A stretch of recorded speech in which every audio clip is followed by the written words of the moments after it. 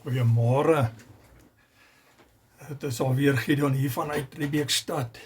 Vanoggend het ek vir julle so 'n bietjie van 'n benadering oor die wit armoede in ons land. Ek dink so 'n week gelede of dalk vroeër die week, ek is nie 100% seker nie, het ek ingeskakel op 'n program, 'n platform waar daar met twee van ons jong manne gesels was, twee manne wat alreeds by volksake betrokke was. Ek kon nie hulle hart duidelik hoor nie. Die sameroeper van hierdie gesprek het baie tussenin gepraat en dit het vir my geklink asof hy hulle in 'n rigting probeer kry. Maar ongeag, die paar stukkies wat ek bymekaar gemaak het, is dat hulle ook al bietjie by die volkseie armoede betrokke was en dat hulle ook iets genoem het van opheffing. Nou, ons het dit nodig. Ons het nodig dat ons jonger manne betrokke raak by hierdie krisis in ons land. Ons het dit baie meer nodig as wat ons ooit besef het en wat ons nog steeds besef. Ek wil net vir julle vat na Lukas 4 vers 18 toe. Ons praat van dit as Jesus se eerste intree preek. In daardie preek het Jesus, toe hy in die sinagoge gekom het hulle vir hom die boekrol van Jesaja aangegee. En in die boekrol het hy die stuk gelees by Jesaja wat sê dat die Here is op hom, omdat hy hom gesalf het om die evangelie aan die armes te bring en diegene wat swaar van hart en verpletterd is, ook die evangelie aan te bring. Dit is interessant dat Jesus daardie preek gedoen het en die boeke toegemaak het en toe begin verder spreek het. Ons kyk ook terug, ons kan ook deur die Bybel sien, Ou Testament en Nuwe Testament, sien ons bitter baie oor hoe armoede aangepak kan word. En vandag het ons 'n krisis. Ons was in die vroeë 1920s ongeveer 2 miljoen blankes gereken, waarvan 300,000 in armoede geleef het. Hulle was arm en brandarm geklassifiseer. 1915 het die Help Mekaar beweging ontstaan.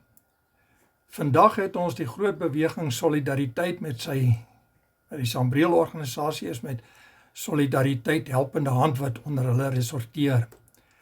En sien ons die werk wat hulle in die stede en in groter dorpe doen en hier en daar op 'n plattelandse dorpie betrokke is om die blanke volk op te hef en natuurlik te voorkom dat van ons mense verder in armoede wegsak. Dit is 'n groot taak, maar hulle kan dit nie alleen doen nie. Ons het nodig dat ons meer organisasies het wat betrokke raak. As ons kyk na die statistiek van in die 20er jare, waar 300,000 werkloos was, dan spring ek van daar af na 1994 toe. En in 94 was statistieke dat daar ongeveer tussen 40 en 45,000 mense was wat werkloos en arm was.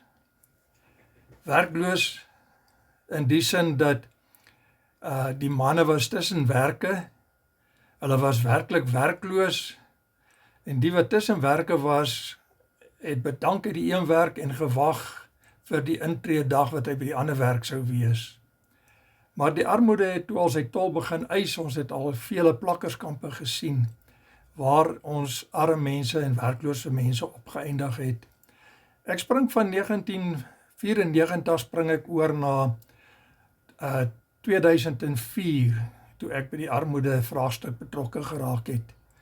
En in 2004 was dit gereken dat ons ongeveer 260.000 verarme siele, dit sluit die kinders in, onder ons volk gehad het. Dit is 'n gereuse sprong van 1994 af gewees. En daar was honderde plakkerskampe oral oor die land opgesit. Ek spring nou vir ons na vandag, 2024. Die blanke populasie staan in die 2022 statistieke beraam dat daar is so 4,5 miljoen blanke mense in die land oor. Daar is nie 'n statistiek oor hoeveel werkloos is nie, maar as ons na die statistieke kyk van die werkloosheid onder die ander bevolkingsgroepe, dan kan ons, hulle is 35, 36, 37, dit wissel soms na 34%, maar ons speel veilig en ons maak dit 25%. En nog 'n bietjie veiliger en ons sê dat in stede van 1,2 miljoen is ons ongeveer 1 miljoen werklose verarmde volksgenote wat vandag leef in krotte, agterbuurte, kampe, jy noem dit, in die stedelike gebiede, hulle is oral. So dit sê vir ons dat die krisis het geweldig toegeneem. Wat vir my na in die hart lê is dat jong mense moet inkom en hulle moet op grondvlak armoede begin werk. Hulle kan nie net inkom en betrokke raak en verder met die uitdeel van voedsel betrokke wees nie. Ons moet organisasies kry wat betrokke sal raak by die opheffing van hierdie mense. Ons gaan hulle nie almal opgehef kry nie, dit is ook 'n feit, soos 'n koei. Maar tussen hierdie mense kan ons begin soek na die 20% wat werklik vlam in die gat het en werklik wil werk en sal werk.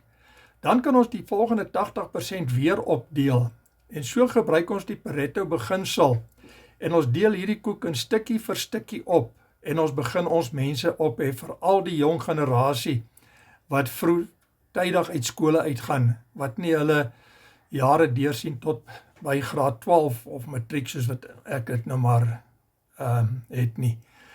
So daar is werklik 'n groot behoefte dat ons hierdie saak aanspreek. Daar is 'n groot behoefte, daar is Volkshulp 2000, ek het jare laas met hulle kontak gehad.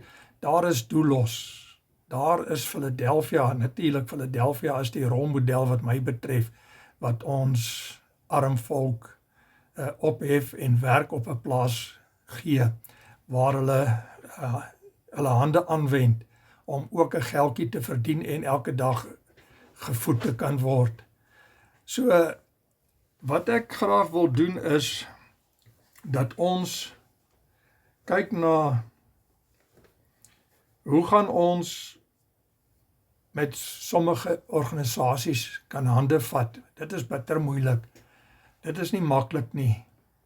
Oor die jare het ek met baie probeer hande vat, maar ek kan nie regtig hande vat nie, want kom ons maak 'n voorbeeld. Ek kry 'n donasie van R10.000.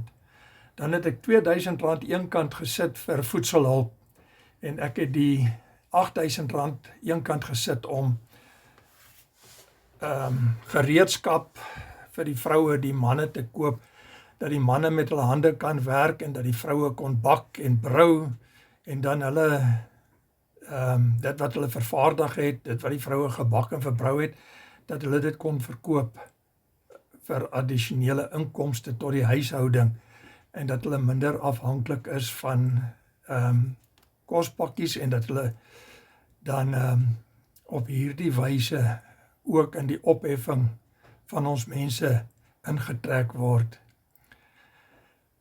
Ja, as ek so sit en ek dink nou, daar is soveel goed wat ek kan sê en wil sê, maar ek wil nie 'n lang video maak nie. Ek wil net hê dat ons moet weet dat armoede van vandag armoede in die 30er jare, armoede met die ABO-oorlog, die Anglo-Boereoorlog. 1890 het 'n Dominee Marchant die eerste keer met armoede te doen gekry, en sal ek mettertyd meer oor dit deel. Maar intussen tyd, van my kant af sê ek vir julle, soos ek gewoonlik doen in my skrywes, geseënde saambou, inbou, opbou en uitbou groete hier vanuit Riebeekstad uit, en sien ons mekaar weer volgende week.